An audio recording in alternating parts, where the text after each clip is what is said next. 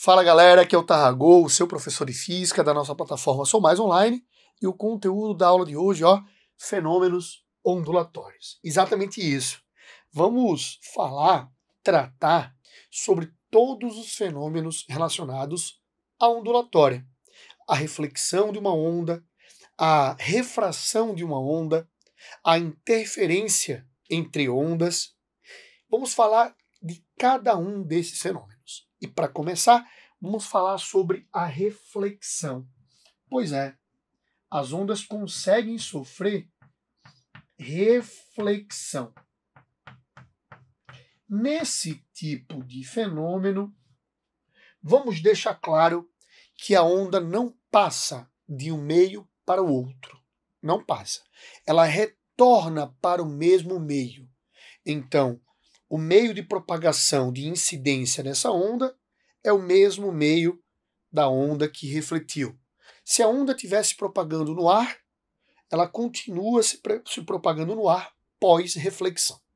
Por que eu estou falando isso? Porque na refração, outro fenômeno ondulatório, vamos nos preocupar com a passagem da onda de um meio para o outro. Aqui não. Aqui vamos considerar que a onda retorna para o mesmo meio de propagação. Tranquilo? Beleza?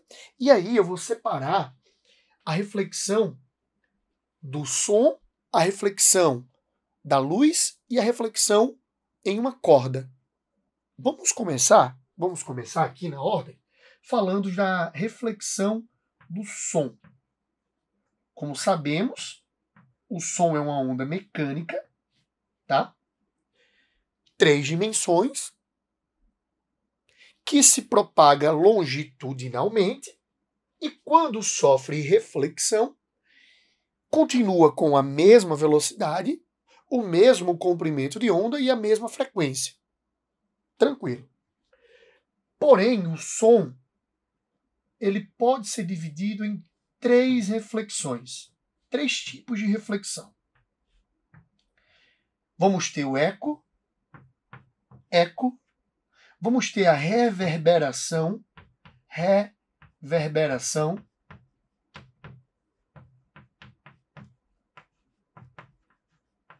e vamos ter a adição. Galerinha, recapitulando, tá? O som é uma onda e o som tem a capacidade de sofrer reflexão. A reflexão do som vai ser dividida em eco, reverberação e adição. Pode ser uma dessas 3, tá? E lembrando o que eu acabei de falar. Na reflexão do som, a onda refletida reflete com mesma velocidade, mesmo comprimento de onda,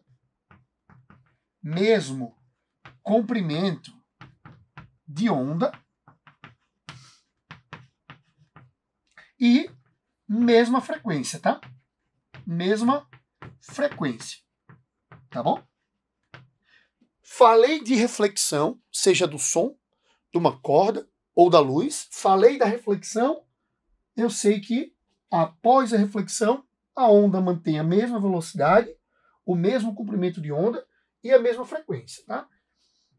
Mesma velocidade, mesmo comprimento de onda e mesma frequência. Beleza. Bora falar aqui do eco. Repare só.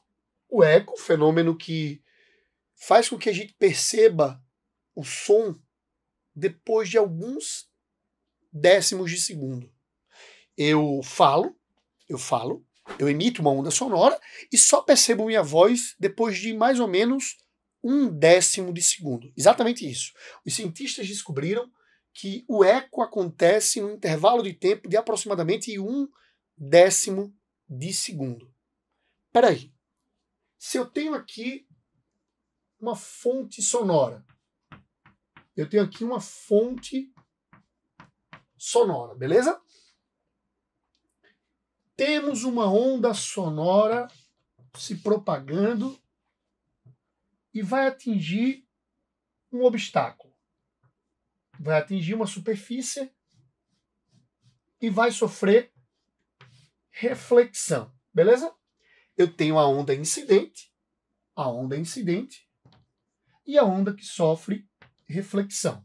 Tranquilo. Vale ressaltar que o som se propagando no ar tem uma velocidade aproximadamente de 340 metros por segundo. Olha que legal. A velocidade do som no ar, uma onda sonora se propagando no ar, apresenta sempre, em média, uma velocidade de 340 segundos. E lembra o que eu falei? Aqui está uma fonte sonora. Pode ser eu mesmo. Eu grito aqui, eu dou um grito, essa onda bate na parede e retorna. Quanto tempo leva para eu escutar minha própria voz? Aproximadamente 1/10 de segundo. Ou seja, em um intervalo de tempo de 1/10 de segundo. O eco acontece em um intervalo de tempo de 0,1 segundo. Ou seja, 0,1 segundo é o tempo que a onda leva para ir e para voltar. Leva para ir e para voltar. Se eu quiser calcular aqui o tempo só para a onda ir, é metade desse 0,1. Veja bem, e se eu aplicar velocidade ΔS sobre ΔT, eu consigo determinar essa distância da fonte até a parede. Eu consigo determinar essa distância. A velocidade do som, aproximadamente 340. A distância, eu vou chamar de D. Sobre esse intervalo de tempo aqui, eu vou chamar ele simplesmente de tempo de ida. T, tempo de ida. Se a onda leva 0,1 segundo, isso é comprovado. Se a onda leva 0,1 segundo para ir e voltar, isso é comprovado cientificamente, experimentalmente, isso significa que o tempo de ida é a metade desse valor. 0,05. E quando eu fizer meio pelos extremos, eu consigo isolar o D e eu vou ter 340 vezes 0,5. 340 vezes 0,5, que dá aproximadamente 17 metros. Olha que conclusão legal a gente pode tirar a partir desses 17 metros. Para que aconteça a reflexão do som, e eu classifique a reflexão do som como eco, eu preciso que a parede esteja no mínimo a 17 metros da fonte sonora. Professor, pode estar a mais que 17 metros? Pode sim estar a mais que 17 metros. Mas, no mínimo, a parede precisa estar a 17 metros. Se eu tiver em um ambiente aberto, e a gente vai falar já já porque o ambiente tem que ser aberto, tá? Se eu tiver um ambiente aberto, com paredes distantes a 17 metros ou mais, eu consigo perceber a minha própria voz depois de 0,1 segundo que ela foi emitida. Então o eco só acontece nessa condição mínima de 17 metros. Tranquilo? Vamos falar agora da reverberação. Isso foi o eco. Da reverberação. Professor, o eco acontece para 17 metros. Para falar da reverberação, a gente precisa também comparar com esse 17. Se o eco acontece para distâncias maiores que 17 metros, tá? Nesse intervalo de tempo aqui, se tivermos distâncias menores que 17 metros, distâncias menores, repara, para distância menor que 17 metros, eu tenho a reverberação. Como assim, professor? Qual a diferença? Tá? Reverberação. Como assim e qual a diferença? O eco, eu percebo essa diferença de tempo, esse delay, essa persistência auditiva. Eu percebo a minha voz depois de um certo intervalo de tempo. Já a reverberação é como se eu escutasse a minha voz instantaneamente. É como aqui. Eu estou falando e escutando praticamente a minha voz instantaneamente. Esse intervalo de tempo aqui é menor. Na reverberação, os obstáculos, as paredes, estão mais próximas que 17 metros. E, por fim, a adição sonora. Ah, professor, a adição sonora, então eu já percebi. Se o eco acontece para distâncias de 17 metros, para distâncias menores que 17 metros, eu tenho a reverberação.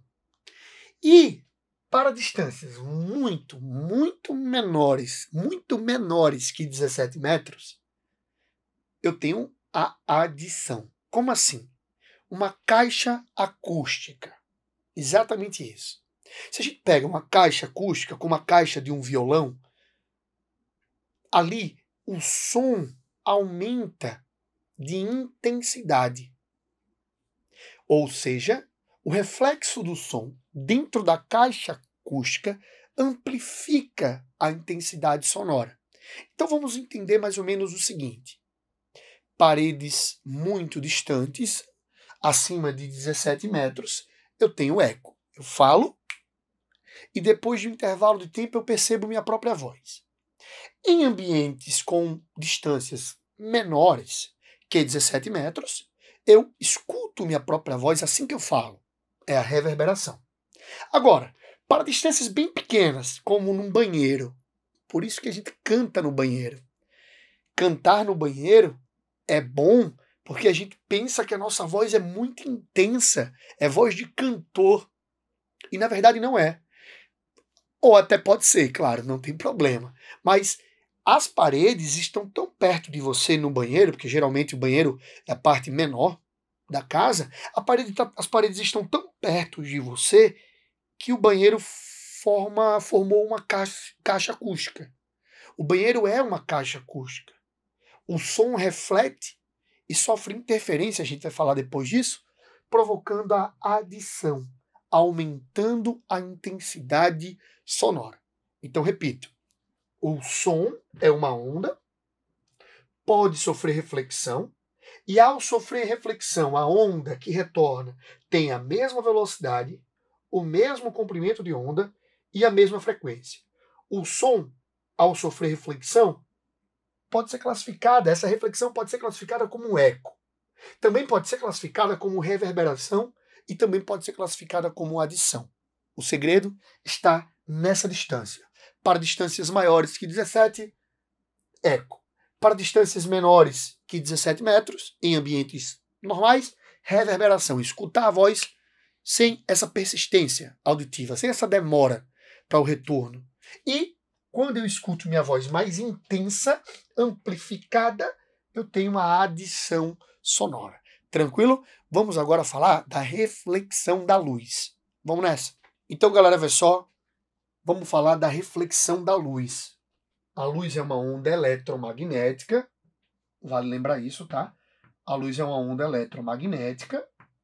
E sim, a luz pode sofrer reflexão.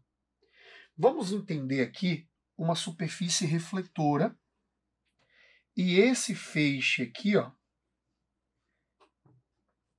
é o feixe de luz incidente. Engraçado, né? Que na ótica geométrica desenhávamos a luz como um feixe. Agora precisamos desenhar a luz como uma onda, com seu respectivo comprimento de onda, com a sua frequência, com a sua velocidade, tá? Quando esse feixe de luz incide e bate na superfície, ele reflete. Esse é o feixe de luz refletido, obedecendo a seguinte regra: as leis da reflexão, essa reta é a reta normal. Primeira lei. Primeira lei.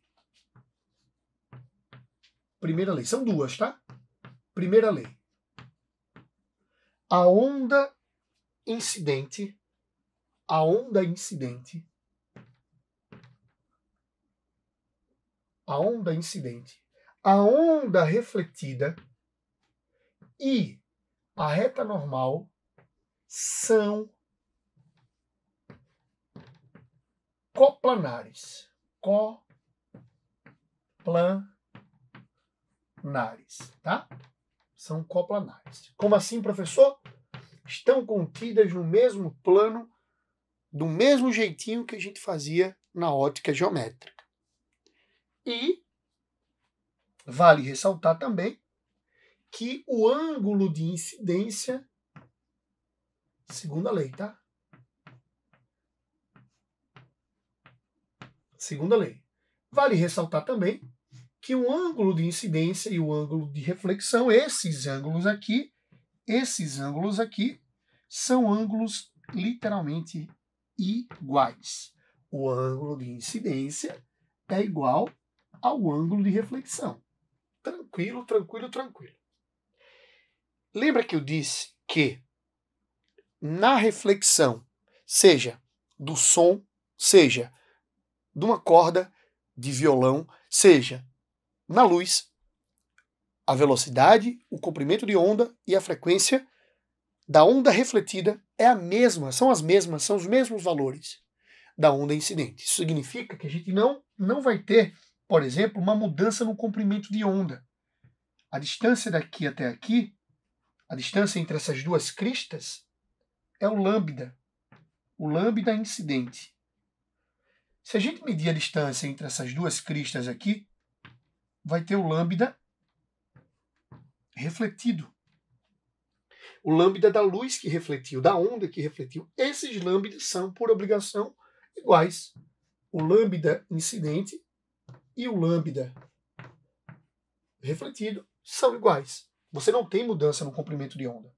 Você também não tem mudança na frequência. A frequência da luz incidente é a mesma frequência da luz refletida. Como também não vai ter mudança na velocidade. A velocidade da luz incidente é igual à velocidade da luz refletida. Então, na reflexão, a gente consegue manter. Olha que legal, mantém. Fica constante, ou ficam constantes, os valores do comprimento de onda, da frequência e da velocidade. Tranquilo? Obedecendo exatamente a primeira e a segunda lei da reflexão. Só que agora a gente passa a tratar a luz como uma onda e não mais como um feixe. Tranquilo? Vamos falar agora da reflexão das cordas. Reflexão nas cordas. Vamos nessa? Bom, galera, chegou a hora da gente falar da reflexão nas cordas. Lembrando que as cordas, uma corda, como a corda de violão, é uma onda mecânica.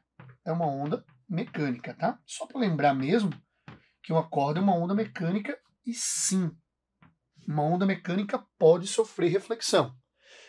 Vale ressaltar que a velocidade da onda, da corda incidente, é a mesma velocidade da corda refletida. O comprimento de onda da onda incidente é o mesmo comprimento de onda refletido. Tá? Assim como a frequência da corda incidente é igual à frequência da corda depois da reflexão. Essas três características, elas permanecem constantes, tá? Na reflexão de uma onda se propagando em uma corda. Porém, eu vou dividir a reflexão nas cordas em dois tipos de reflexão. Olha que legal, viu? Olha que legal. Primeiro, a gente precisa saber o que está acontecendo com a extremidade dessa corda. Extremidade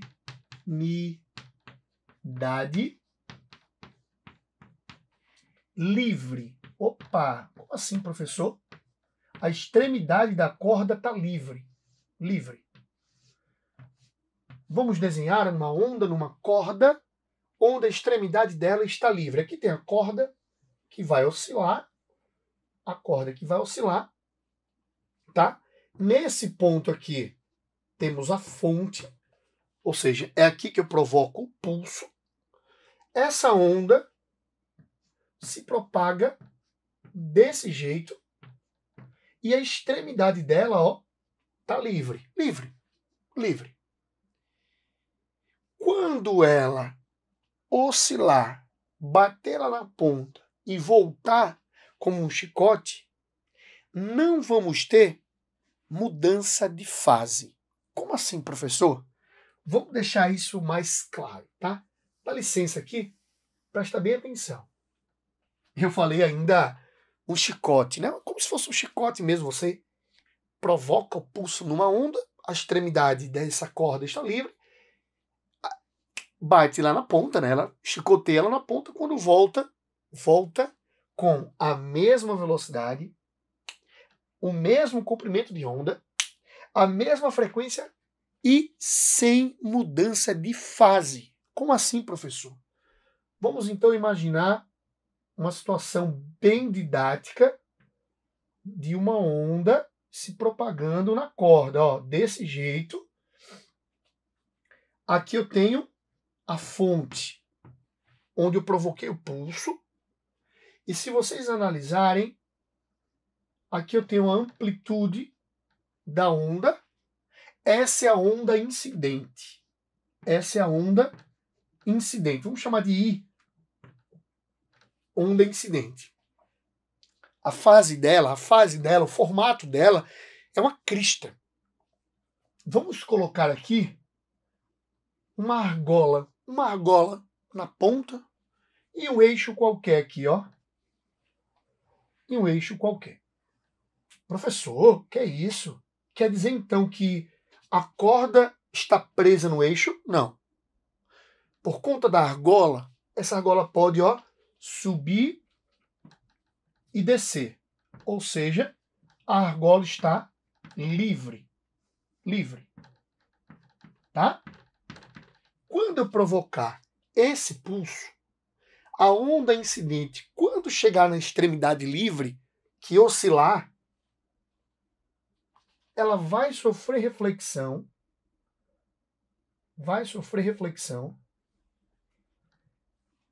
mantendo a fase. Mantendo a fase. Como assim, professor? Mantendo a fase. Se ela estava no formato de crista, ela volta também no formato de crista. Olha que interessante. A onda vai no formato de crista, oscila na extremidade livre e quando volta também no formato de crista. Ou seja, quando a extremidade de uma corda for livre, é uma reflexão sem mudança de fase. Se ela incide como crista, ela reflete como crista. Se ela incidisse como vale, ela iria refletir como vale. Por que que você não altera a fase? Porque a extremidade da corda está livre. Ah, professor, ficou fácil. Então, se a extremidade da corda estiver fixa, quando ela bater naquela extremidade e retornar, ela não vai mudar, ou melhor, ela vai mudar de fase. Ah, então a extremidade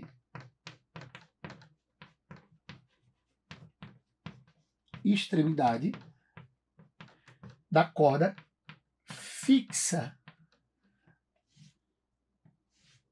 Bacana. A extremidade da corda fixa. Presa lá na outra extremidade. Então aqui eu tenho a onda incidente. Tá? Eu estou escolhendo a onda incidente no formato de crista. Aqui está um eixo qualquer. Só que nesse ponto, a extremidade da corda está fixa, presa. Olha só, aqui eu tenho a onda incidente. Onda incidente. Nesse ponto, eu tenho a fonte do pulso. Eu provoquei um pulso, a onda se propagou no formato de crista, bateu na extremidade fixa, sofreu reflexão e quando retorna no formato de vale. Olha que legal. Ela retorna, ela reflete no formato de vale. E vice-versa. Tá? Se ela for no formato de vale, ela vai refletir no formato de crista. Então, eu posso escrever com mudança de fase. Beleza? Esse tipo de reflexão com a extremidade da corda fixa é uma reflexão com mudança de fase. Recapitulando, a corda é uma onda mecânica, pode sim sofrer reflexão, de modo que ela mantém sua velocidade, mantém o seu comprimento de onda, mantém sua frequência. As reflexões nas cordas são divididas em reflexão com extremidade livre e reflexão com extremidade fixa. Com a extremidade livre, a onda retorna sem alterar, sem mudar a fase. Crista, retorna crista. Se fosse vale, iria retornar vale. E aqui embaixo, com a extremidade fixa, quando ela retorna com mudança de fase. Beleza? Tranquilo? Vamos nessa agora falar da refração, fenômeno que acontece também com uma onda. Vamos lá? Ó, galera, refração. Quando eu falo de refração, eu estou falando de um fenômeno associado à passagem de uma onda de um meio para o outro. Como assim, professor? Refração. Passagem de uma onda de um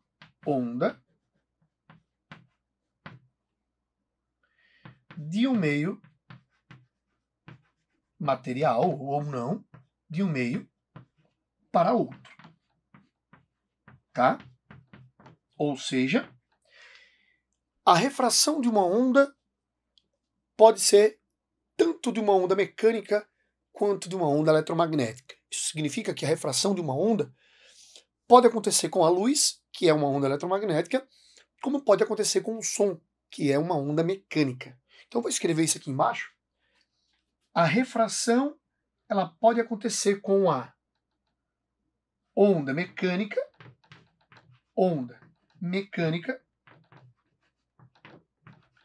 Nesse caso, o som, como ela também pode acontecer com uma onda eletromagnética. No caso, a luz. Vamos estudar aqui separadamente a refração de cada uma delas, tá? Do som e da luz. Vamos começar falando do som. Olha que legal. O som, que é uma onda mecânica, quando sofre refração, pode acontecer do som ganhar velocidade. Olha que legal. Se a gente tiver aqui, por exemplo, o meio 1 e o meio 2, aqui eu tenho a primeira onda, tá? Aqui eu tenho a primeira onda incidente, tá? Sabemos que o som não é uma onda transversal desse jeito, eu só estou desenhando de forma didática, tá bom? Sabemos que o som é uma onda longitudinal. Aqui temos o som, uma onda incidente, e essa onda, ao passar do meio 1 para o meio 2, pode mudar de velocidade. Lembra da refração da luz? A refração altera a direção do feixe de luz e altera a velocidade do feixe de luz. Então, mesmo raciocínio vai valer com o som. Agora, presta atenção. Tá? Vamos considerar que aqui seja o feixe de luz, ou melhor, perdão, a onda refratada, o som refratado, o som passando de um meio para o outro. Nesse caso, observem que o comprimento de onda está pequeno. O lambda 1, o lambda incidente, está bem pequenininho aqui. Observe que aqui o lambda grande aparece. Lambda 2. Ó, eu tenho uma mudança no comprimento de onda. A refração está associada a essa mudança no comprimento de onda da onda. Legal, né? Bacana, né? Então já sei que tem uma diferença no comprimento de onda. Sei também que vai ter uma diferença na velocidade. Lembra que velocidade é igual ao comprimento de onda vezes a frequência.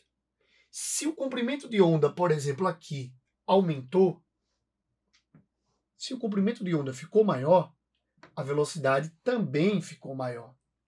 Isso quer dizer que essa onda aqui, sonora, está ganhando velocidade. Sabe quando é que acontece isso? Quando a luz passa do menos para o mais. Perdão, a luz não, tá? O som. Cuidado com esse vício, porque a gente estudou muito, né? Refração só com a luz, agora é refração do som. Cuidado com isso, tá? Olha que interessante.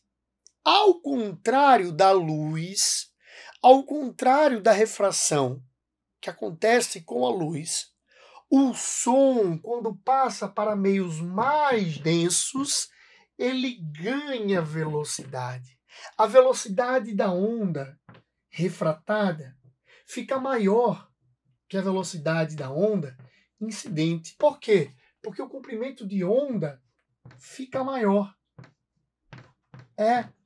Agora, uma coisa vale ressaltar: a frequência dessas ondas não se altera.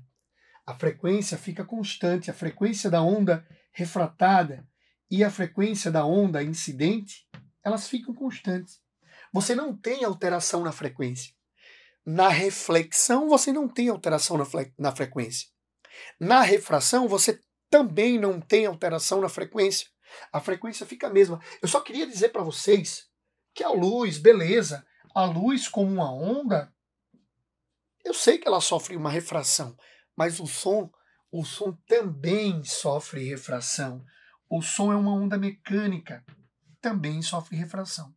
Costuma perguntar nos vestibulares, assim, em itens como verdadeiro ou falso, ou em questões teóricas, costumam perguntar se uma onda mecânica tem a capacidade de sofrer refração. Tem. O som é uma onda mecânica. O som tem a capacidade de passar de um meio para o outro, mudando de velocidade, perdendo, ganhando velocidade. E o mais interessante é que o som tem um comportamento contrário ao comportamento da luz. A luz, quando passa do menos para o mais, a luz perde velocidade.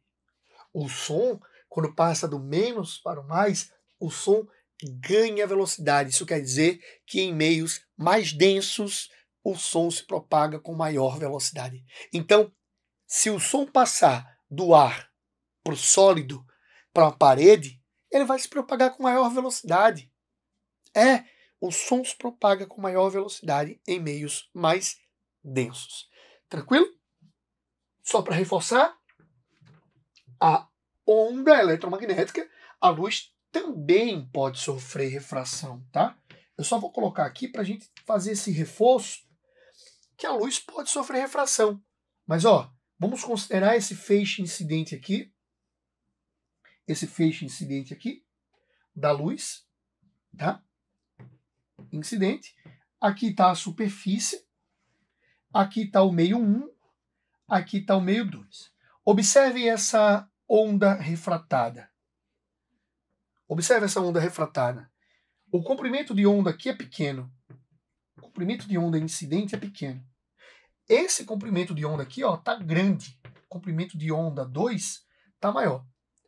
No caso da luz, esse feixe, essa onda refratada aqui, ela só vai ter maior velocidade, maior comprimento de onda, se esse meio 2 for menos refringente. Ou seja, se a luz estiver passando do menos, contrário, né? Do mais para o menos. Olha que legal. Olhem a diferença. Esse lambda é maior. O lambda 2 é maior que o lambda 1. Ok, está visível. Logo, A velocidade dessa onda, vamos chamar de R, né? Nada de 2 aqui, tá? Chamar de R. A velocidade da onda refratada está maior que a velocidade da onda incidente. Com uma única condição. Se a luz estiver passando do mais para o menos. Já com o som, é se ela estiver passando do menos para o mais. Lembrando que a frequência da onda refratada não se altera. Tá? É a mesma frequência da onda incidente. Então isso comprova que ondas mecânicas e ondas eletromagnéticas sim podem sofrer refração, tá?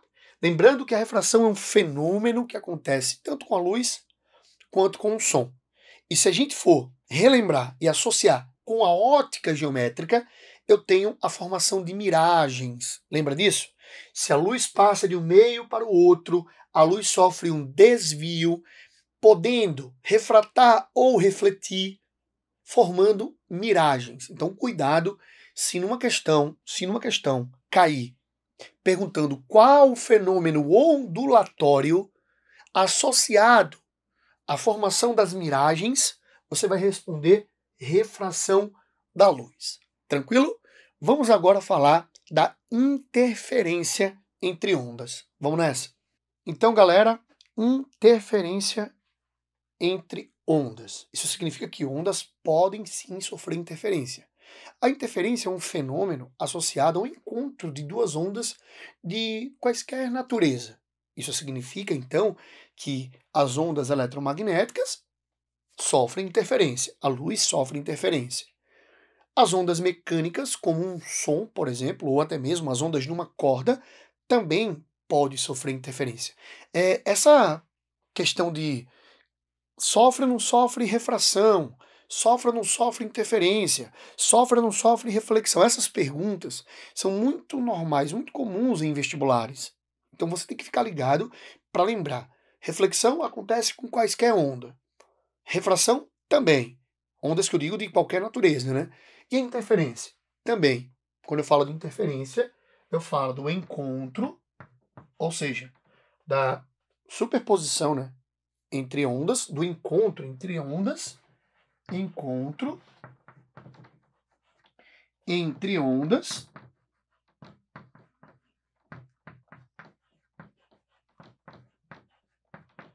de qualquer natureza.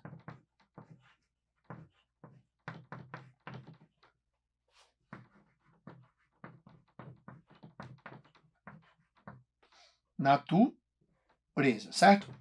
Deixa eu repetir uma coisa para você tomar cuidado. É muito comum as questões dos vestibulares perguntarem se interferência pode acontecer com um som. A resposta é sim. Eu vou te dar logo uma dica para você perceber onde a interferência do som pode acontecer. Eu estou aqui, né, gravando a minha aula, tenho um microfone aqui captando o meu áudio e alguns ruídos aparecem. O barulho do ar-condicionado, o barulho dos meus pés no chão, ou até mesmo barulhos externos. Esses barulhos, esses ruídos, podem ser modulados de forma que você consiga retirar esses ruídos na hora da edição do vídeo, da edição da aula, da edição do áudio dessa aula. Você consegue provocar interferências retirando os ruídos, ou seja, você consegue provocar interferência para tirar ondas sonoras, para tirar ruídos de uma gravação. Isso é importante você lembrar. Sim, o som pode sofrer interferência. A maioria das pessoas acreditam que a interferência só acontece com as cordas ou só acontece com a luz. Você vai lembrar na hora. Peraí, calma. A interferência também pode ocorrer com o som. E eu lembro bem quando o professor falou que nas gravações das aulas, lá na edição da aula, os ruídos eram retirados. Como? Provocando interferência. Tranquilo? Então, só para deixar aqui anotado para vocês, sim, uma onda mecânica como o som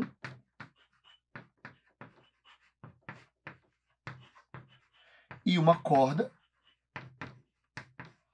sim, podem sofrer interferência, e uma onda eletromagnética também pode sofrer interferência. Como assim, professor? Me dê um exemplo de interferência entre ondas eletromagnéticas.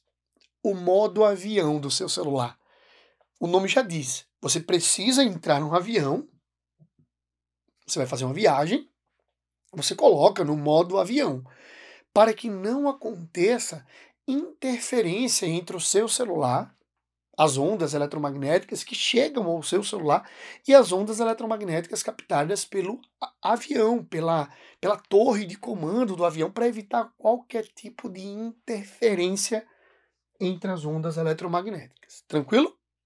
Com isso, a gente pode apresentar para vocês dois tipos de interferência: a interferência construtiva e a interferência destrutiva. Vamos pegar a interferência nas cordas, tá? Interferência interferências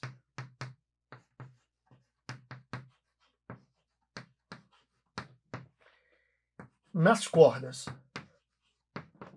Vejam bem, tá? Interferência nas cordas.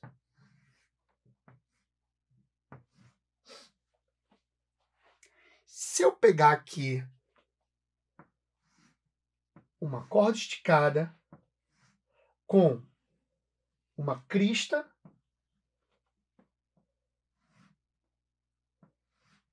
e um vale,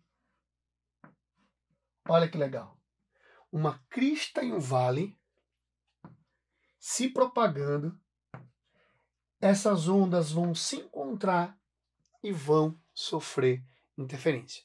E como eu tinha dito a vocês, essa interferência pode ser dividida em duas: a interferência construtiva e a interferência destrutiva. Mas para acontecer a interferência nas cordas, eu preciso que essas cordas estejam esticadas e que eu provoque dois pulsos, um em cada extremidade, provocando duas ondas que podem estar ou não com fases invertidas. Pode ser crista e vale, crista e crista, ou vale e vale. Como assim, professor? Vamos partir aqui do zero, tá? Do zero.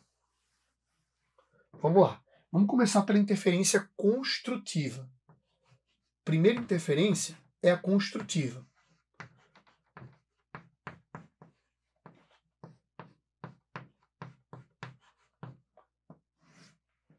Quando eu falo de interferência construtiva, eu vou pegar duas ondas que estão se propagando no mesmo meio, nesse caso, na mesma corda, tá?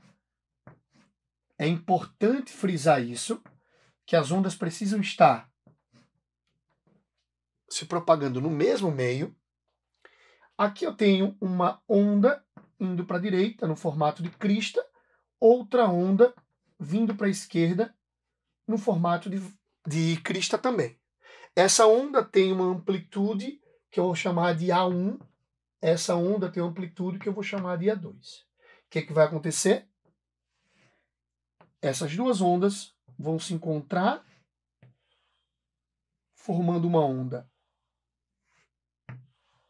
maior com uma amplitude igual à soma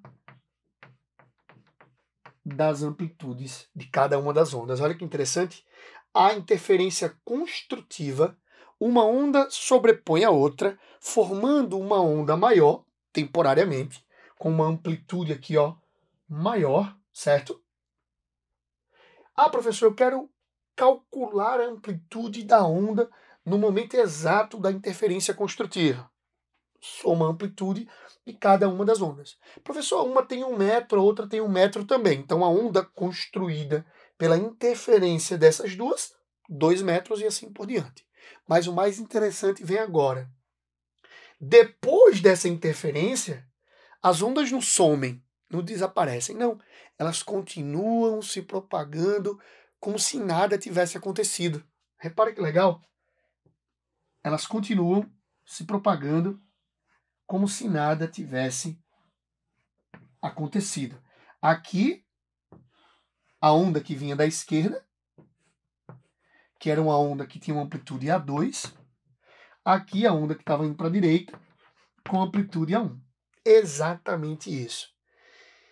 Na interferência construtiva entre ondas se propagando numa corda, no exato momento que elas se encontram, uma sobrepõe a outra, formando uma onda com amplitude maior, e depois disso elas se propagam como se nada tivesse acontecido, com a mesma velocidade, o mesmo comprimento de onda e a mesma frequência.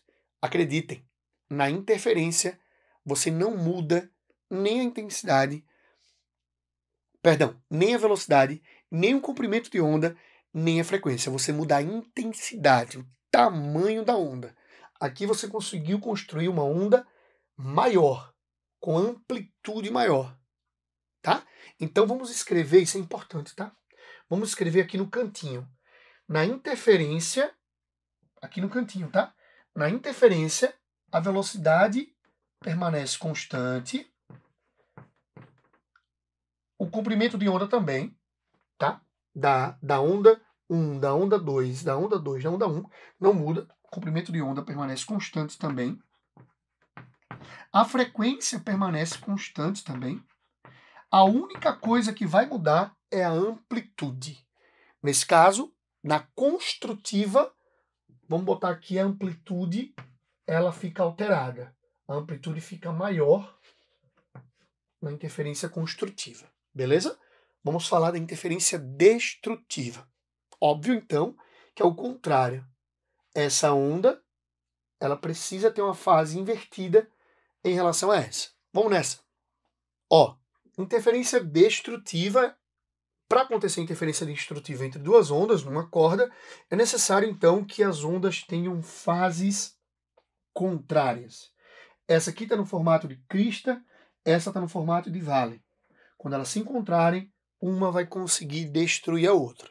Aí você pode ter uma interferência destrutiva total. Isso só acontece se ambas tiverem a mesma amplitude. Por exemplo, se essa tem 1 metro, se a crista dessa tem 1 metro, se o vale dessa tem 1 metro, quando elas se encontrarem, você pode sim ter uma interferência total. Olha que interessante. Se a interferência foi total, as ondas somem. Eu não tenho nem o que desenhar aqui, simplesmente eu estou desenhando aqui uma corda esticada. É, uma reta, um fio esticado. As ondas conseguiram temporariamente uma anular a outra. Eu tenho que a amplitude aqui, ó, foi 0. Claro que essa amplitude só pode ser 0 se essas ondas tiverem módulos iguais. Se essa fosse um pouquinho maior, claro que aqui teria uma crista pequenininha. Se essa fosse menor, aqui teria um vale um pouquinho menor, tá? Mas para acontecer a destrutiva total, significa que uma está conseguindo anular a outra totalmente. Ou seja, pegamos a amplitude dessa onda e vamos fazer a subtração da amplitude da outra onda. Então, se essa tem 1 metro e 1 metro, 1 menos 1, 0, tá? Mas lembrando que se essa for um pouco maior, vai ficar uma cristazinha de nada. Se essa for um pouco maior, vai ficar um valezinho de nada aqui. Mas o mais importante é que depois dessa interferência, assim como nessa, as ondas permanecem se propagando com suas características como se nada tivesse acontecido.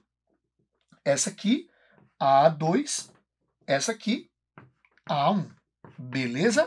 Tranquilo? Só para lembrar, a interferência sim acontece com a luz, a interferência sim acontece com o som, a interferência sim acontece com as cordas.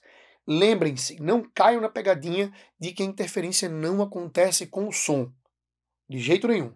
Elas acontecem sim com o som.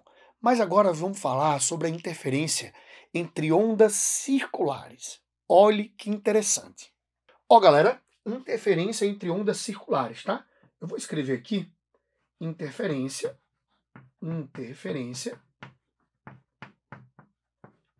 entre ondas circulares. Tá? Então, abreviando aqui, interferência entre ondas circulares. Vamos entender uma onda circular, tá, pessoal? Então, eu peço, por gentileza, que vocês entendam que esse ponto é a fonte da onda circular. Uma onda circular, ela é composta por a fonte, um espaço vazio, uma linha. Outro espaço vazio, outra linha. Outro espaço vazio, outra linha. Outro espaço, e assim por diante, tá? Uma onda circular, ela é composta por um espaço vazio, uma linha. Um espaço vazio, uma linha, assim por diante, tá bom? Tranquilo? Deixa eu só apagar aqui para ficar bonitinho, tá? Pronto.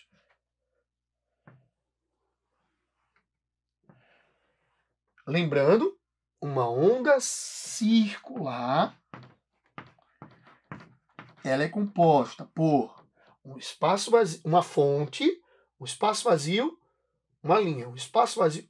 Por que eu estou fazendo questão de dizer isso?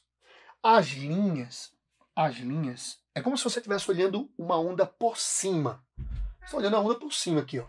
As linhas são as cristas, são as cristas das ondas. Os espaços vazios, ou seja, um espaço entre cada linha, é um vale. Exatamente. O espaço vazio é um vale. É como se você estivesse enxergando uma onda por cima. Então, uma fonte, um vale, uma crista. Um vale, uma crista. Um vale. É como se você estivesse vendo uma superfície assim de um lago. Você soltou uma pedra e vê as ondinhas subindo e descendo. Quando elas subirem, é a crista. Quando elas descerem, é o espaço vazio, o vale. E assim por diante, tá? E a gente pode pegar, então, duas fontes. Fonte 1, fonte 2, emitindo suas respectivas ondas circulares. Fonte, espaço vazio, crista. Espaço vazio, crista. Espaço vazio, crista. Espaço vazio, crista. E assim por diante. Essa outra fonte, espaço vazio, crista. Opa! Alguns pontos ali se encontraram. Por exemplo, aqui eu tenho um encontro de duas linhas. As duas linhas se encontraram. Duas cristas se encontraram. Crista mais crista. Ou seja, nesse ponto, como eu tenho duas cristas, eu vou ter uma interferência construtiva. Olha que interessante. É a soma de crista mais crista. Linha mais linha. Linha mais linha. Beleza. Mas se vocês olharem com calma, por exemplo, aqui, ó, nesse ponto, essa linha, nesse ponto, está passando dentro desse espaço vazio. Esse ponto está dentro do espaço vazio da outra onda. Ah, então nesse ponto eu tenho uma interferência destrutiva. Olha que legal. Destrutiva. Isso significa que a crista dessa onda aqui, essa linha aqui, a crista encontrou quem? O espaço vazio da onda de cima. Esse espaço vazio aqui, um vale. Olha que interessante, eu tenho interferência destrutiva. E para fechar com chave de ouro, se vocês olharem, por exemplo, eu estou pegando aqui lugares aleatórios, tá? Se vocês olharem, por exemplo, aqui no meio, ó, bem no meio aqui, eu tenho dois espaços vazios. Aqui, ó, bem aqui no meio. Eu tenho um espaço vazio dessa onda coincidindo com o espaço vazio da outra onda. Aqui eu tenho 2 espaços vazios. Então eu tenho uma interferência construtiva. Sim, uma interferência construtiva, porque eu tenho 2 espaços vazios. Eu tenho o vale de uma onda com o vale de outra onda, tá? Lembrando que a interferência construtiva acontece quando você tem crista-crista ou vale-vale. Reforçando mais uma vez, sim, a interferência pode acontecer com o som, com a luz e com as cordas. E com essas ondas aqui circulares, com esses pontos importantes. Tranquilo? Vamos para o nosso quarto fenômeno. Vamos falar da difração. Vamos nessa? Galera, difração também um fenômeno ondulatório, agora associado à capacidade de contornar o obstáculo. A reflexão, capacidade da onda retornar com a mesma velocidade, etc, etc, tal. Refração, a capacidade que uma onda tem de passar de um meio para outro, mudando de velocidade, etc. Tal. Interferência entre as ondas, quando as ondas se sobrepõem, a interferência construtiva, a interferência destrutiva, e agora a difração. Fenômeno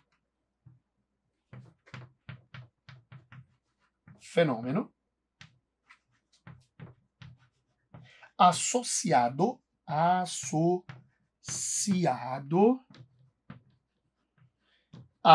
capacidade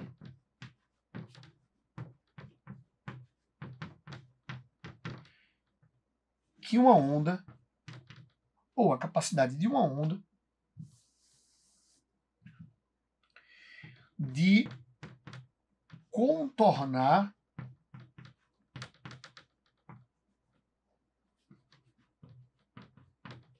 obstáculos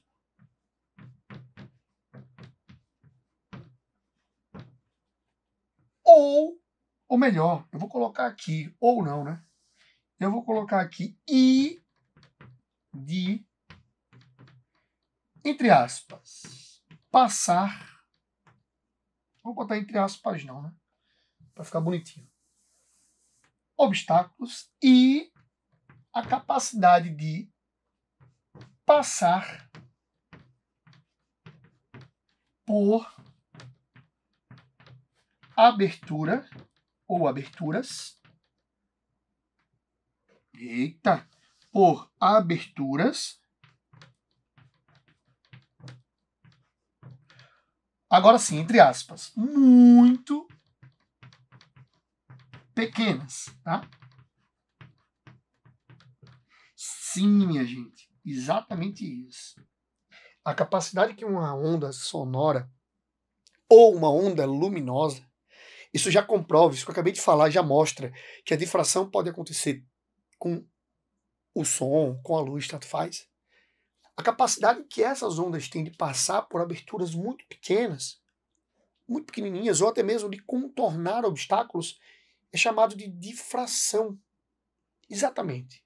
Se a gente considerar uma onda plana, imagina um grande tanque assim com água, eu pego uma régua e oscilo essa régua para frente e para trás, gerando pulsos planos, e lá na frente eu boto 2 obstáculos em uma abertura bem pequenininha. Assim, minha gente, eu peguei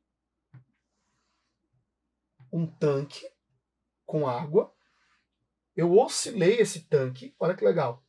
Eu oscilei esse tanque, essa água ficou se propagando desse jeito. Aqui eu vou colocar uma abertura bem pequenininha. Essa abertura tem nome. Chamamos elas de fenda. Uma fenda.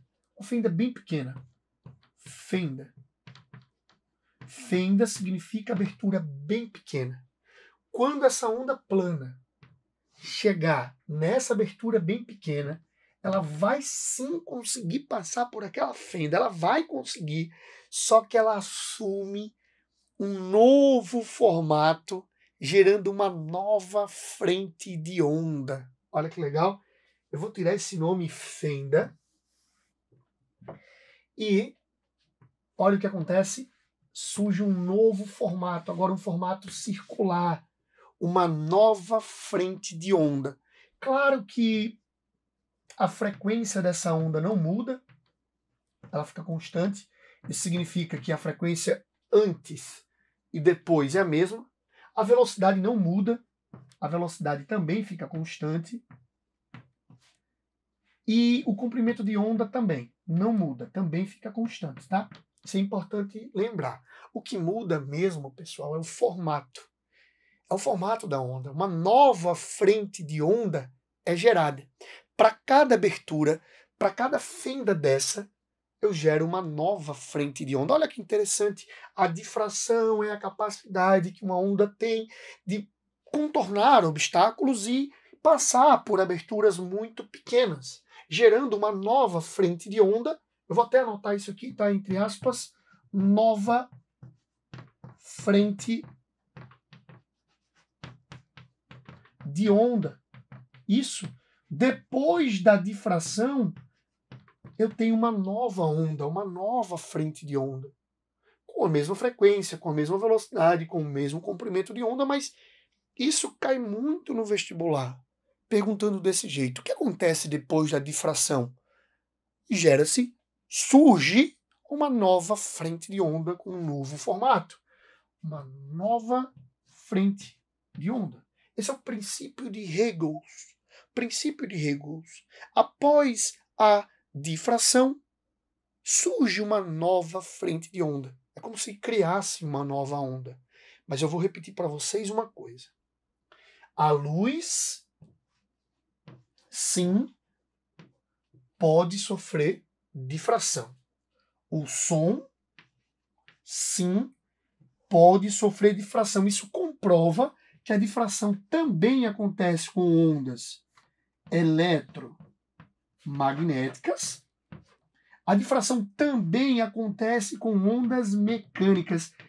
De novo, eu preciso ressaltar mais uma vez. É necessário você, estudante, ter a consciência de que alguns fenômenos, como a polarização, que a gente vai falar daqui a pouco, aí sim, você vai ver que não acontece com alguém aqui. Mas a difração, a capacidade de passar por aberturas muito pequenininhas, pode acontecer com a luz, pode acontecer com o som. Você não altera a frequência, você não altera a velocidade, você não altera o comprimento de onda, e sim você altera gerando uma nova frente de onda. Exemplos. Se eu estivesse meio curioso, meio fofoqueiro, de escutar a conversa do vizinho, pelo amor de Deus, não façam isso. Se eu ficar atrás do muro assim, tentando ouvir a conversa do vizinho, eu vou conseguir ouvir, eu vou conseguir escutar. Porque o som, a onda sonora emitida pelo vizinho, mesmo tendo um obstáculo, que é o muro, o som vai conseguir contornar o muro e chegar aos meus ouvidos. Esse fenômeno é chamado de difração. A luz, claro que existem outras teorias, óbvio. A luz consegue passar por aberturas muito pequenas. A luz consegue contornar, por exemplo, um planeta. A luz do Sol consegue contornar o planeta Terra, tá? Claro que a gente sabe que tem a distorção do espaço-tempo, mas eu estou falando aqui de fenômenos ondulatórios. Fenômenos ondulatórios. Eu estou tratando a luz como uma onda. A luz consegue sim passar por aberturas muito pequenas. Então pode cair uma questão mais ou menos assim. Você está dentro de uma sala, tem uma porta, existe uma brecha bem pequenininha, né, na porta, e você consegue ouvir o barulho das pessoas lá fora, e você também consegue enxergar a iluminação do dia também lá de fora. Qual o fenômeno associado a isso? Se você consegue ouvir o barulho, escutar o som, passando por uma fresta muito pequena, é a difração. Se você consegue ver a luz passando por uma abertura muito pequena, é a difração. Beleza? Difração, fenômeno associado à capacidade de passar por uma abertura muito pequena ou contornar um obstáculo. Pode acontecer com ondas eletromagnéticas, com ondas mecânicas, como o som, por exemplo. Tranquilo? Mas agora a gente precisa falar de um experimento muito importante. O experimento de Young. Olha que estranho o nome do cara. Young. Experimento de Young, que ele conseguiu mostrar o caráter ondulatório da luz. Existe uma discussão gigantesca ao longo da história, acreditando que a luz é uma onda, que a luz é um feixe, que a luz é formada por partículas, por fótons, por pacotes de energia. Existe a discussão de que a luz tem um caráter dual, onda e partícula ao mesmo tempo, mas aqui estamos estudando a luz como uma onda. E um cara chamado Young, ele consegue fazer um experimento para comprovar o comportamento, o caráter ondulatório da luz. Vamos entender esse comportamento? Vamos entender esse experimento? Vamos nessa? Bom, pessoal, ó, experimento de Young, experimento das fendas duplas, vamos entender esse experimento. Foi com esse experimento que esse cara conseguiu comprovar o comportamento ondulatório da luz. Como assim? Vamos imaginar aqui, tá? Vamos imaginar aqui um trem de onda, tá? Essa explicação é bem didática, tá? Vamos imaginar aqui um trem de onda plana, um trem de onda plana.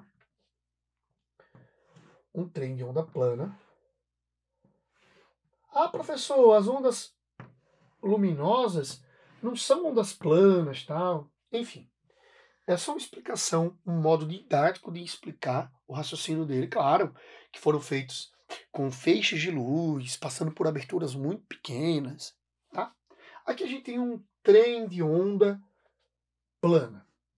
Aqui eu vou colocar duas fendas. Foi exatamente isso que esse cara fez. Ele colocou duas aberturas muito pequenas. Lembra que eu disse? Princípio de Hegel. Para cada fenda, uma nova frente de onda é criada. Aqui eu tenho um trem de onda plana. Quando bater na primeira fenda, vai passar, vai sofrer difração. Galera, vai sofrer difração, vai passar pela abertura muito pequena. Mas também vai passar pela abertura de baixos, gerando uma nova onda, uma nova frente de onda circular. Galera, olha o que aconteceu exatamente nesses pontos. Olha, linha com linha, linha com espaço vazio com espaço vazio. Lembra? Interferência, exatamente isso. Aconteceu aqui, ó. Novas frentes de ondas foram criadas, as ondas sofreram interferência. Nesse ponto, linha com linha, interferência construtiva. Nesse ponto, linha com espaço vazio, interferência destrutiva. O que esse cara fez? Ele colocou aqui um anteparo. Vocês estão lembrados que esse experimento aqui, esse desenho, é uma maneira didática de se entender o raciocínio de Young, tá? O que foi que ele fez? Esse canhão de luz aqui, esse feixe de luz aqui, quando passou por essas duas aberturas, e essas duas novas frentes foram criadas, e elas começaram a sofrer interferência.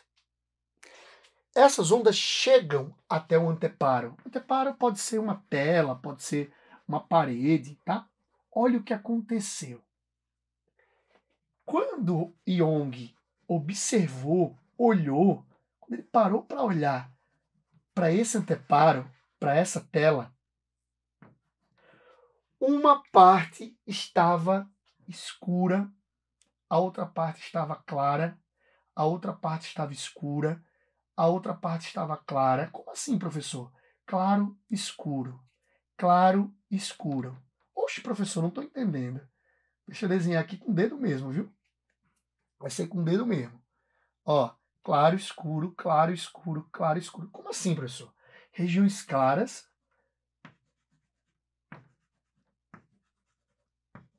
Essas regiões mais claras, isso comprova que a luz chegou até o anteparo. a luz chegou até o anteparo e iluminou o anteparo. Se a luz chegou, a interferência foi construtiva. Então, nessas regiões claras, na região clara, vou botar aqui entre aspas, clara, ocorreu interferência construtiva. Óbvio, a luz chega. Por quê? Porque se a interferência for destrutiva, a luz não chega no anteparo. Se não chega no anteparo, irão existir pontos onde não foram iluminados. São esses espaços vazios aqui, ó. São esses espaços escuros aqui. Ó, que legal. Então eu tenho as regiões escuras, como essa, por exemplo, entre aspas, escura, comprovando que a luz não chegou naquele ponto. Se a luz não chegou naquele ponto, é porque aconteceu uma interferência destrutiva. Aqui. Olha a sequência correta. Eu tenho um canhão aqui, eu tenho um trem de ondas planas. Essas ondas vão passar por aberturas muito pequenas, chamadas de fendas. Irá acontecer a difração, a capacidade da onda conseguir passar por aberturas muito pequenas, gerando novas frentes de ondas. Essas frentes de ondas vão sofrer interferência construtiva, destrutiva, construtiva, destrutiva.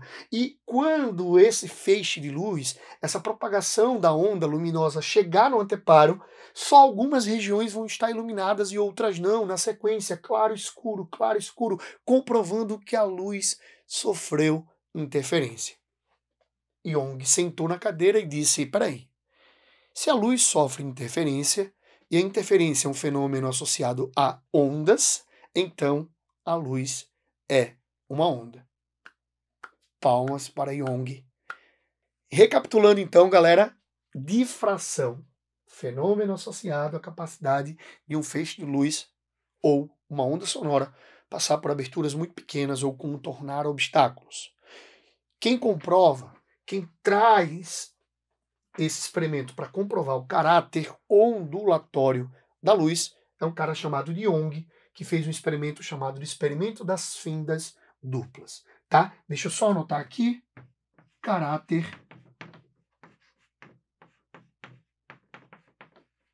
ondulatório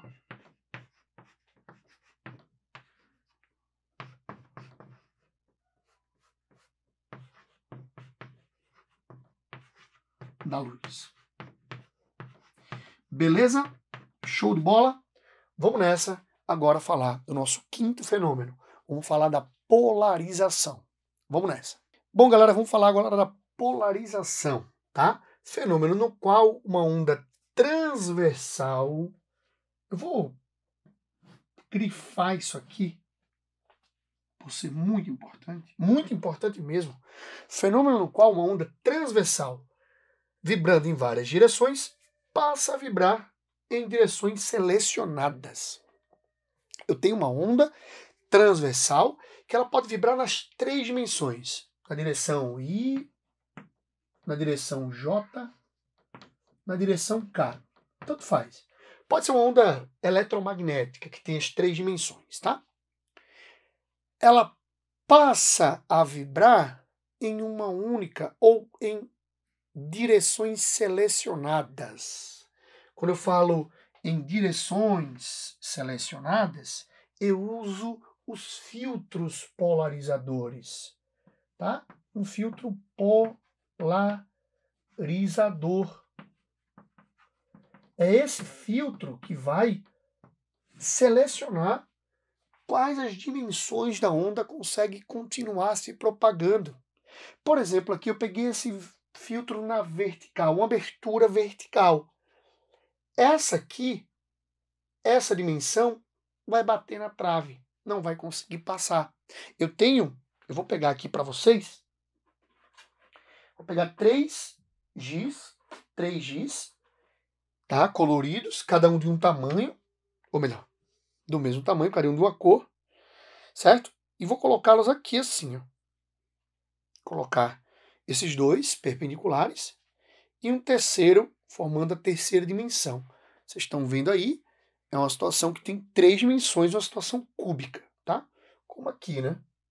Se eu der esse exemplo que está acontecendo e colocar um filtro vertical aqui, a abertura vertical aqui, que nem essa, a abertura vertical, o rosa, esse aqui vai passar, o amarelo vai passar também, e esse azul, ele vai bater na trave, ele não vai conseguir passar. Estranho, né?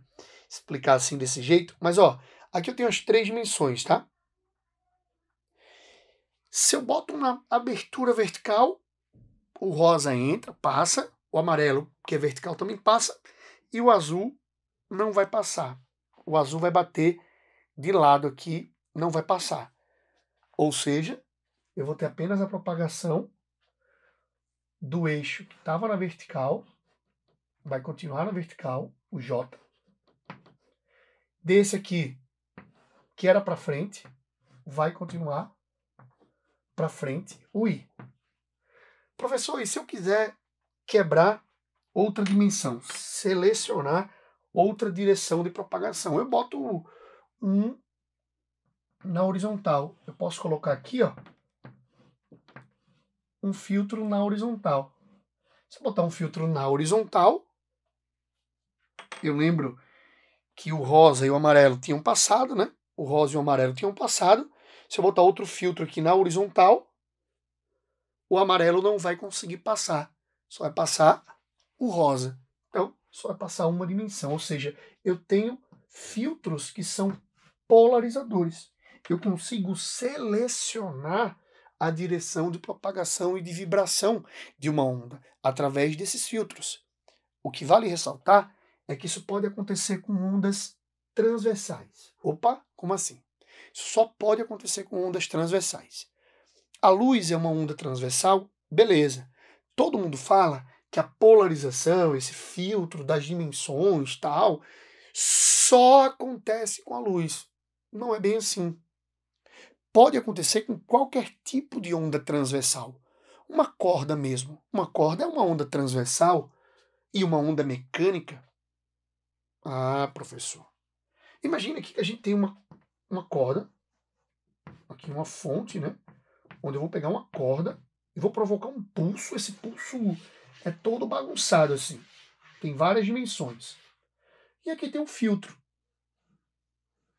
Aqui tem uma aberturazinha. Essa corda vai passar pela abertura e vai vibrar apenas em uma única direção de propagação e de vibração por conta desse filtro. Sei lá, esse filtro pode ser vertical, esse filtro pode ser só um filtro horizontal, mas isso também pode acontecer com uma corda que vibra toda bagunçada, tá? Então, professor, a polarização pode acontecer com a luz? Pode. Eu uso filtros polarizadores. Os óculos escuros, por exemplo, seu óculos escuro, ele polariza a luz do sol. São películas que têm inúmeras listrinhas verticais e inúmeras listrinhas horizontais, reduzindo a intensidade da luz que chega aos seus olhos. Claro que a luz... Ah, professor, a luz foi polarizada. Ela perdeu velocidade? Não. Essa mudança de velocidade é na refração. Ah, ela aumentou, ela mudou o seu formato, ela contornou um obstáculo. Não, isso é na difração. Aqui na polarização, eu tenho apenas a seleção de dimensões de vibração e de propagação. A velocidade permanece a mesma, a velocidade permanece constante, a frequência permanece constante, o comprimento de onda, lambda, permanece constante. Tem uma coisa que acho que vocês já estão percebendo, né? Já são 5 fenômenos ondulatórios e nenhum deles a frequência é alterada. Nenhum. Em nenhum fenômeno ondulatório, a frequência, depois que acontece o fenômeno, ela não sofre mudança. A frequência permanece a mesma. Porque para você alterar a frequência de uma onda, você precisa ir na fonte da onda e mexer nessa fonte. Aí você consegue alterar a frequência. Mas nenhum fenômeno ondulatório consegue alterar a frequência. Ah, professor, e o efeito Doppler? Efeito, não é fenômeno, é um efeito. A gente vai falar daqui a pouco. O efeito Doppler é uma coisa. A gente percebe uma frequência aparente, mas um fenômeno, nenhum fenômeno consegue alterar a frequência, tá? Só recapitulando, professor, a difração acontece com a luz? Perdão, a polarização acontece com a luz? Sim, você polariza com os filtros, como uma película de um óculos escuro, como uma película fumê de um carro, tá? Professor, a polarização pode passar, pode sofrer em uma corda, pode acontecer em uma corda? Pode.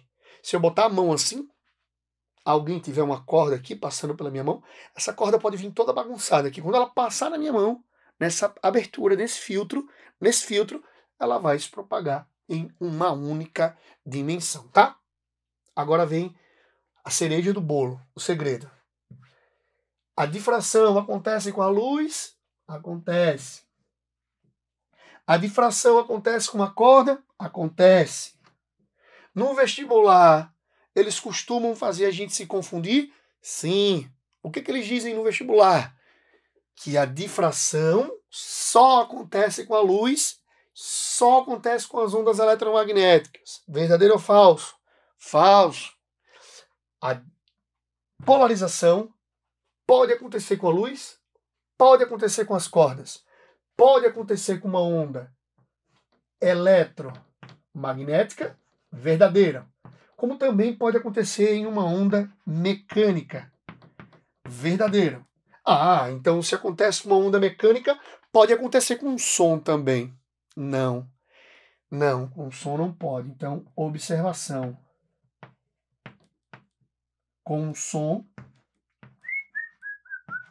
não acontece ou não ocorre, né? Vou apagar aqui e voltar. Não acontece ou não ocorre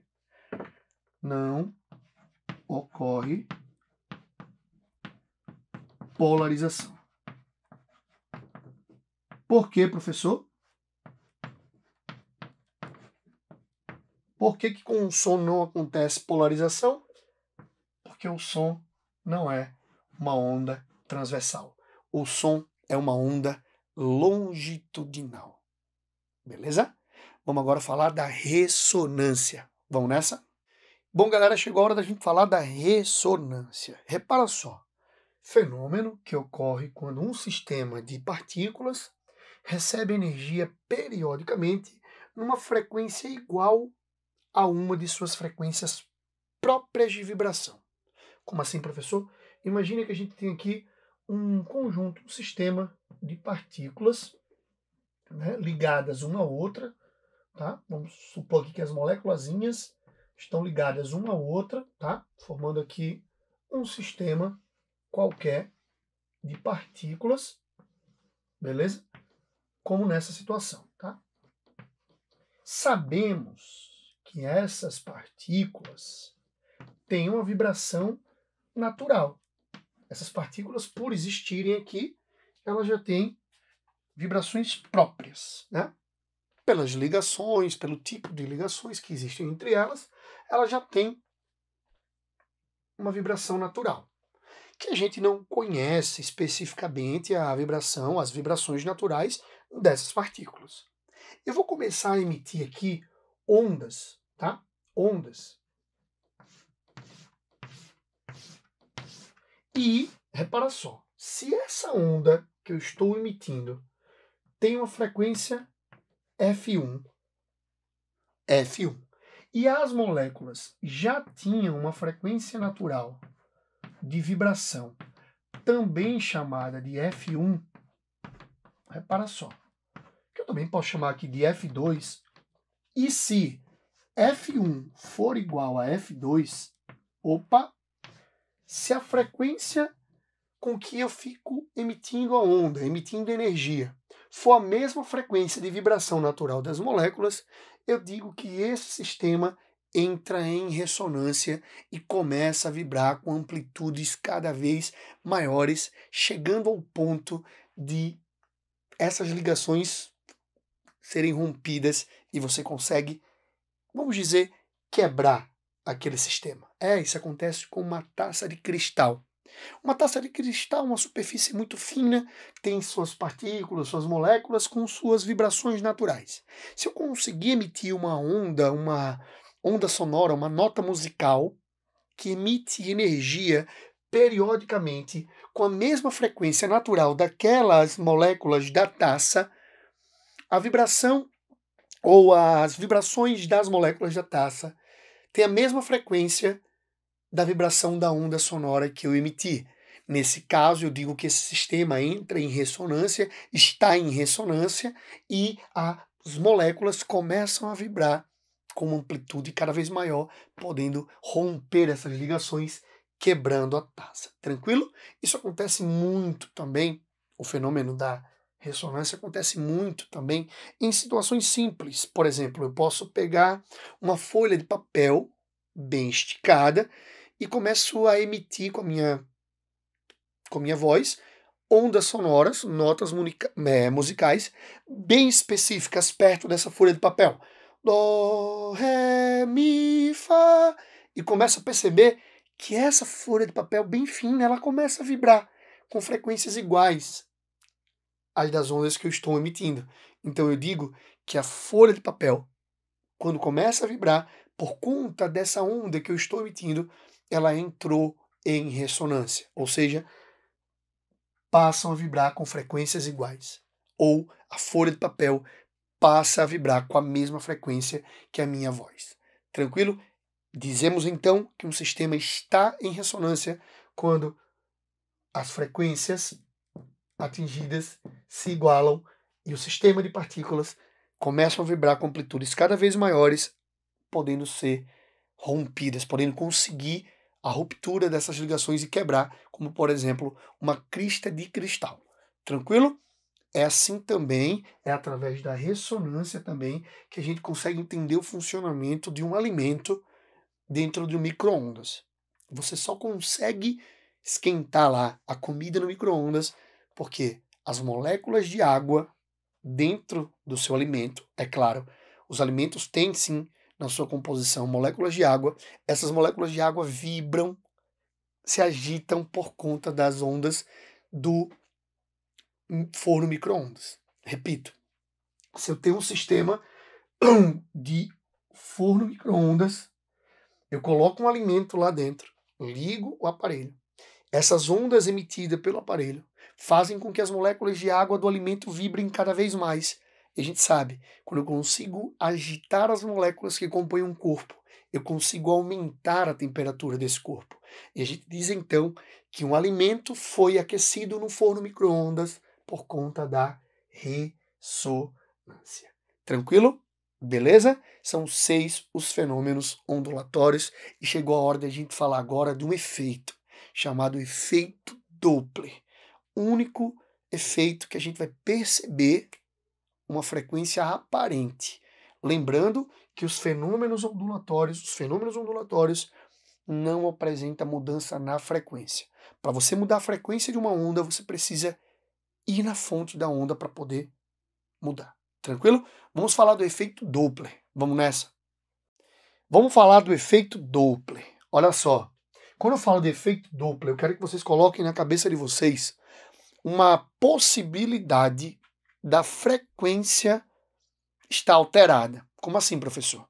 O observador, esse observador aqui, essa pessoa, o observador, ele pode estar percebendo a frequência emitida por essa ambulância, a frequência do som emitido por essa ambulância alterada. O observador pode estar percebendo esse som aqui com uma frequência alterada. Como assim alterada, professor? Eu quero que vocês entendam que se a frequência que este observador perceber do som da ambulância, que nós iremos chamar de frequência aparente, tá? For maior que a frequência real, repare, presta atenção, essa ambulância emite um som e o observador, Se ele estiver observando uma frequência aparente maior do que a frequência real desse som, nós iremos dizer que o observador percebe um som mais agudo, mais fino, mais alto. Se o observador perceber uma frequência aparente maior que a frequência real daquele som, ele vai perceber um som agudo. Agora, se o observador perceber uma frequência menor que a frequência real, o som será grave. Beleza. Mas, professor, como é que esse som emitido, como é que esse som emitido pela ambulância consegue ser agudo ou grave? Tudo tem a ver com a velocidade relativa da fonte sonora, do observador e do som. Como assim, professor? Se a fonte sonora estiver se aproximando ou se afastando do observador e vice-versa, as frequências ou a frequência observada por este observador pode ser maior, pode ser menor. Quer dizer então, professor, que se a fonte, que é a ambulância, tiver uma certa velocidade, que nós poderíamos chamar de velocidade da fonte sonora, se a ambulância estiver se aproximando do observador, ele vai perceber o som mais agudo. Se a ambulância estivesse se afastando, ele iria perceber um som mais grave. Tudo isso a gente vai falar. O som por si só, essa onda sonora por si só, já tem uma própria velocidade, né? Aqui vamos escrever S, vamos escrever VS, velocidade do som. Aqui o observador pode estar parado. Eu posso estar aqui de braço cruzado, só observando uma ambulância se aproximando. Nesse caso, eu botaria velocidade do observador igual a 0. Mas pode acontecer do observador estar indo de encontro com a ambulância. Pode acontecer do observador estar se afastando da ambulância. Então, de um modo geral, podemos dizer que o efeito Doppler tem como base a velocidade relativa entre a fonte sonora, o observador e as ondas sonoras. Claro, e aí vamos entender uma expressão matemática que vai poder nos explicar quando é que o observador irá perceber um som mais agudo, irá perceber um som mais grave. Tudo isso vem dessa expressão aqui, ó. Frequência aparente ou frequência observada é igual a velocidade do som mais ou menos a velocidade do observador sobre velocidade do som mais ou menos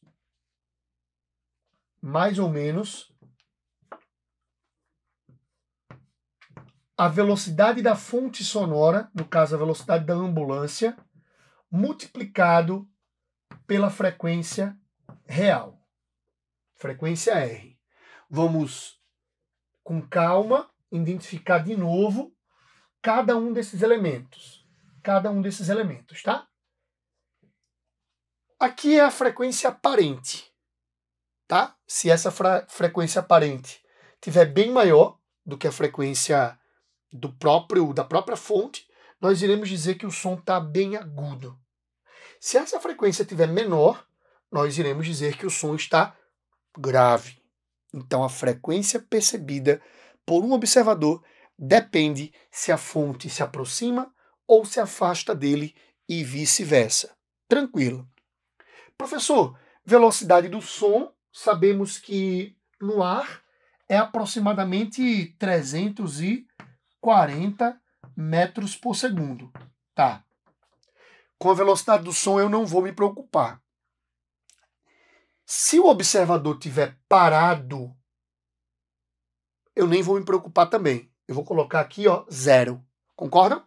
Se o observador estiver parado, eu chego aqui e coloco 0 ou simplesmente não coloco nada, porque o observador está parado. Se o observador estiver indo de encontro à ambulância, olha que legal. A ambulância se aproxima do observador e o observador também se aproxima da ambulância. Se eu estiver correndo para perto da ambulância, enquanto a ambulância também se aproxima de mim, eu vou somar. Eu vou somar. Velocidade relativa, tá? É a soma da velocidade do som com a velocidade do observador. Vou repetir, tá? Se eu tenho simultaneamente a fonte sonora, a ambulância se aproximando do observador e o observador se aproximando da fonte sonora, se eu tenho uma aproximação simultânea de ambos, lá em cima eu vou colocar mais.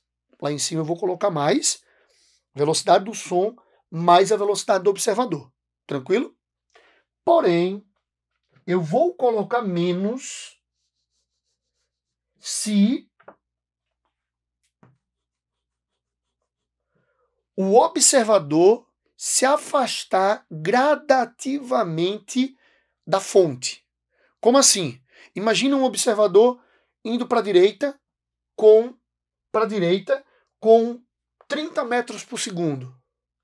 E a fonte tentando se aproximar dele com 20 metros por segundo. Opa, se ele tiver 30 para a direita e a fonte tentando se aproximar com 20, caramba, 30 para 20, eu vou ter o observador se afastando da fonte com 10 a mais. Então eu vou lá, para descobrir que é 10, eu botaria a velocidade do som menos a velocidade do observador, tá? Então vou reforçar isso para vocês, que essa parte de cima da equação, velocidade do som mais ou menos a velocidade do observador, basta lembrar da velocidade relativa entre fonte e observador e vice-versa. Só recapitulando, se a fonte se aproxima ao mesmo tempo do observador, se eles estão indo de encontro um com o outro, eu boto mais. Eu tenho a velocidade de aproximação. Agora, se o observador se afasta ao passo que a fonte tenta se aproximar, eu coloco menos e tiro mais da minha equação, tá? Fique bem claro isso. Eu tenho, então, na parte de cima da minha equação, mais ou menos, eu trato aquela parte de cima como velocidade relativa entre fonte e observador. Na parte de baixo, agora vai um método criado pelo Tarragó, método Tarragó, certo? Na parte de baixo, aqui, que mora o segredo. Mora o segredo. Repare só. Repare só. Se a fonte estiver se aproximando, se a fonte estiver, de alguma forma, se aproximando do observador, o observador irá perceber sempre um som mais agudo. Se a fonte estiver se aproximando do observador, o som sempre ficará agudo. Se o som é agudo, a frequência aparente é maior. Essa frequência aparente aqui é maior. Frequência aparente fica maior. Concordam comigo? Se o som fica mais agudo, a frequência aparente fica maior. Nesse caso, para esse resultado ficar maior, o denominador precisa ficar menor. Se ele precisa ficar menor, eu subtraio. Então eu vou lá e faço velocidade do som menos a velocidade da fonte sonora, que é a ambulância. Olha que legal. Se a fonte sonora se aproxima do observador, o som fica agudo. Se o som fica agudo, a frequência aparente ela fica maior. Eu percebo um som mais fino, uma frequência maior, e para a frequência ficar maior, o denominador precisa ser menor.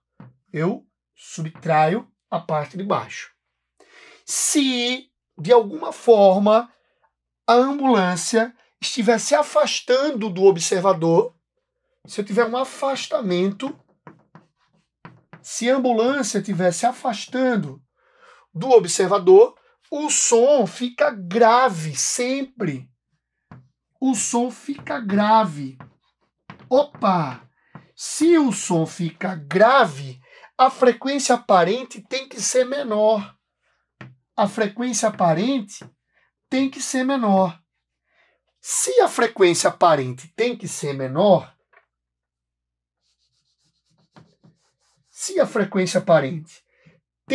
menor, aqui no denominador eu não subtraio, eu somo.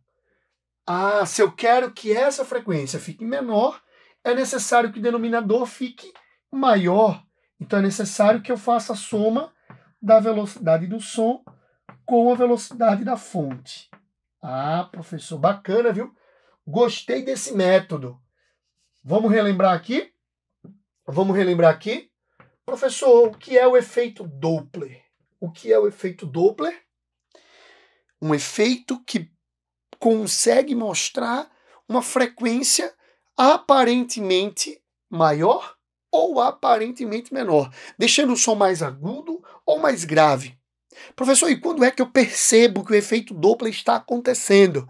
É quando a fonte sonora e o observador mostram entre si uma certa velocidade, uma velocidade relativa de aproximação ou de afastamento. Nesse caso, utilizaremos esta expressão,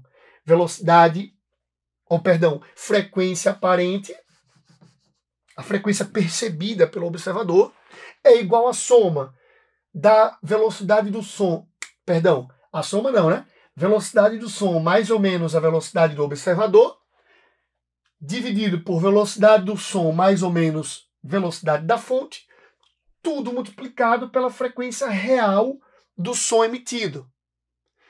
Macete, método Tarragó. Se a fonte se aproxima do observador e vice-versa, o som fica agudo. Se o som fica agudo, a frequência fica maior. Para a frequência ficar maior, o denominador tem que ficar menor. Eu subtraio. Se a ambulância e o observador se afastam, o som fica mais grave. Para essa frequência ficar menor, eu preciso somar, aumentar o valor do denominador. Tranquilo? Efeito Doppler para vocês. Espero que vocês tenham gostado. Aguardo vocês na nossa próxima aula. Beleza? Obrigado e até mais.